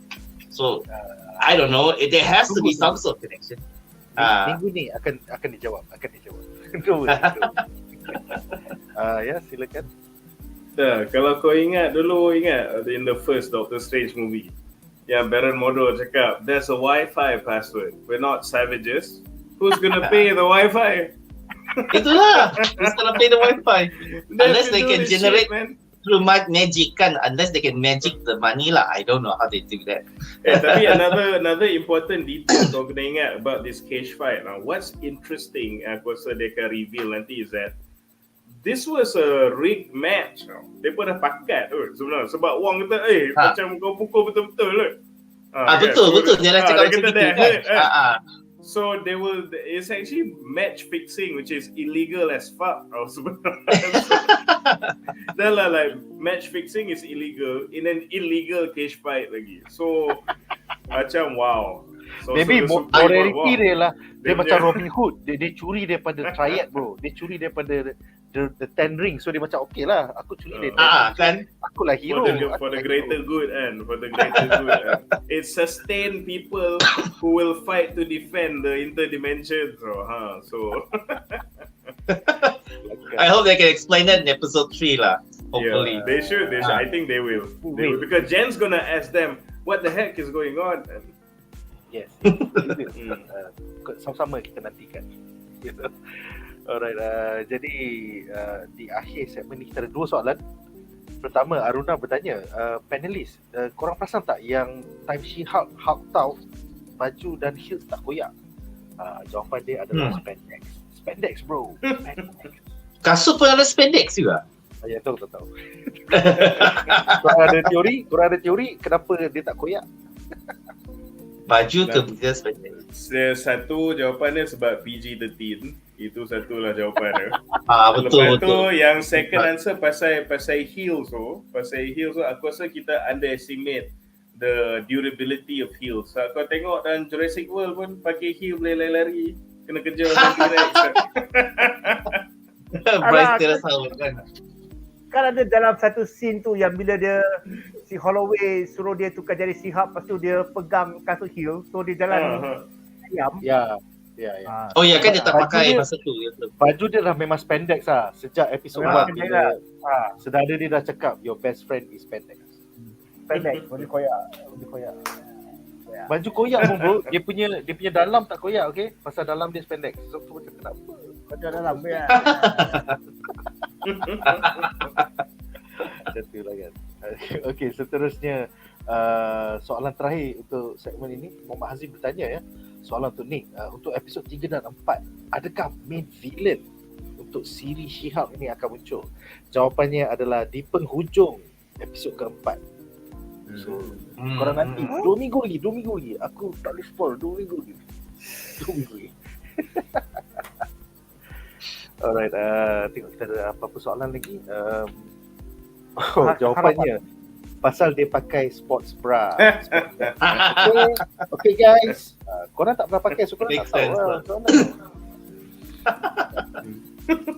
Alright, dengan itu berakhirlah segmen ini dan kita akan ke harapan kami bagi episod.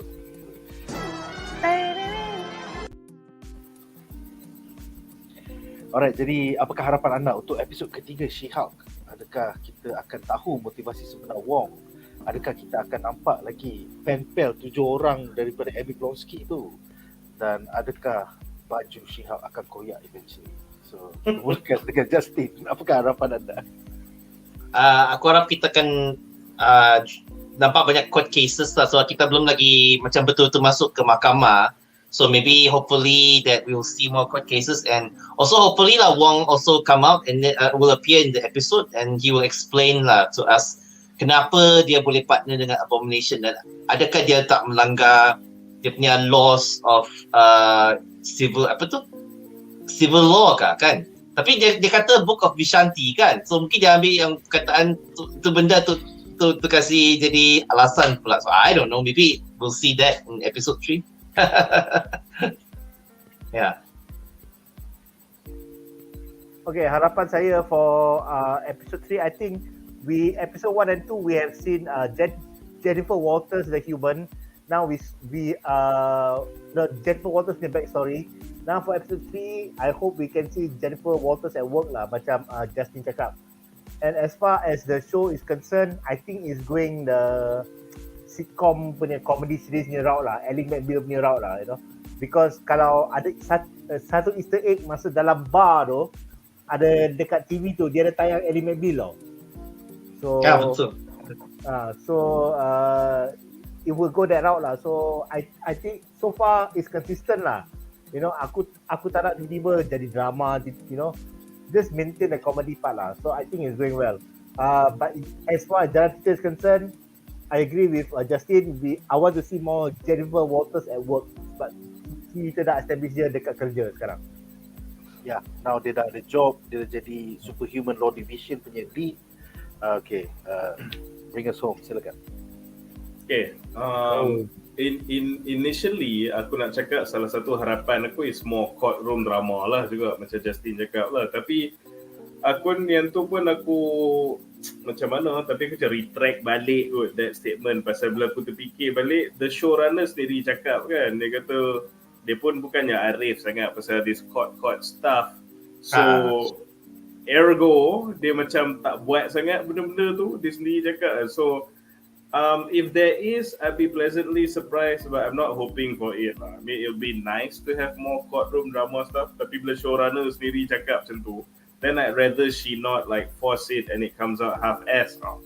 So it's fine kalau itu tak ada. So changing from that, a couple of things.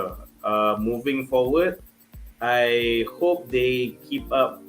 I mean, tak ada lah sampai over, tetapi macam ada some nice trivia here and there where they showed that the universe is interconnected lah. Because I really like this episode because they finally, like, out of all the Phase 4 products, macam yang ni dia really gelled things together just with just a few like little teasers and scenes macam tu kan.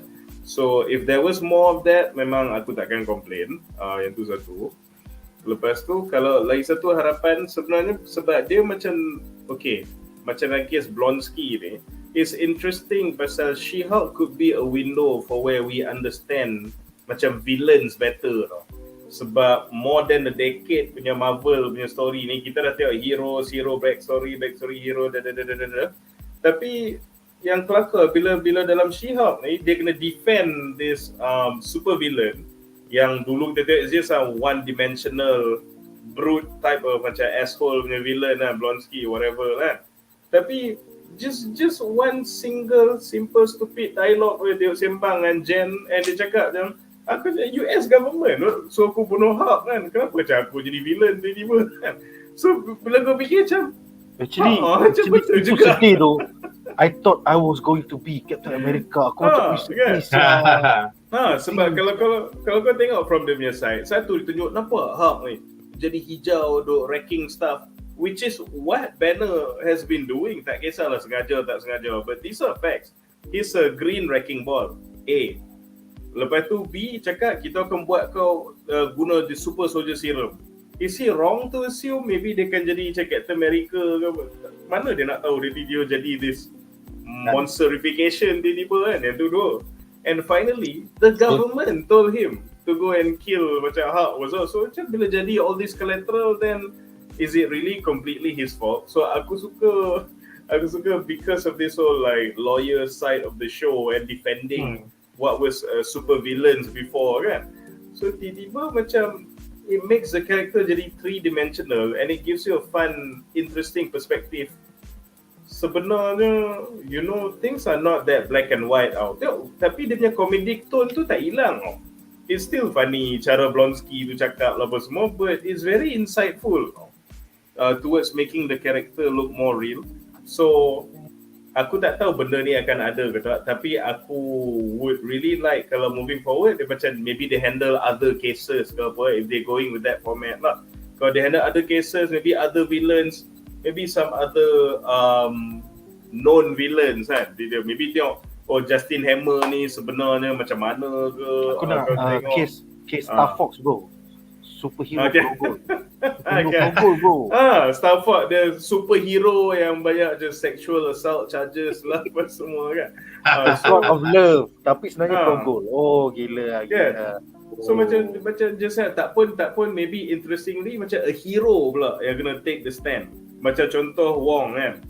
Yang kalau yang bad guys kita tengok actually bukanlah completely dia punya fault kan, bila kita nampak this other side kan.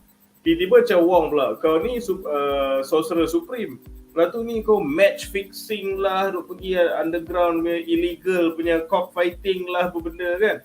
So tengok hero pun kau hero tapi macam you debase yourself with this for money. What the fuck kan?